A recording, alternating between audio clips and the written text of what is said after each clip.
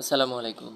আপনাদেরকে দেখাবো আজকে সালোয়ারের প্লাজো সালোয়ারের সমোসা ডিজাইন।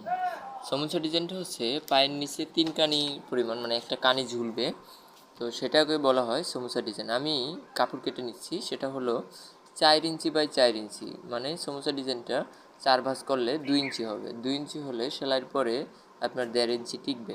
তো সেজন্য আপনাদেরকে হাতে কলমে শেখানোর জন্য সেভাবে 4 ভাঁজ করে আমি প্রায় একটার উপরে হাফ ইঞ্চির চাইতে একটু বেশি, একটার উপরে একটা বসাচ্ছি। যেহেতু পায়ের মুখ 13, তো 15 ইঞ্চি কাপড়টা আমার প্রয়োজন আছে। সেইভাবে কিন্তু আমি আপনার বসাচ্ছি। প্রথমে একটা চাপ সেলাই দেওয়া হচ্ছে, আপনারা দেখতেছেন। এভাবে আপনারা সবাই সেলাই করে নেবেন। সহজ পদ্ধতিতে সমোসা ডিজাইনটা কিন্তু কমপ্লিট করা হচ্ছে। তো আপনারা দেখতেছেন কিভাবে আমরা এটাকে সেলাই করছি। তো এভাবে সেলাই করে নেবেন সবাই। সবাই এভাবে সেলাই করলে সুন্দরভাবে কিন্তু আপনার অনেক সুন্দর ফিনিশিং আসবে।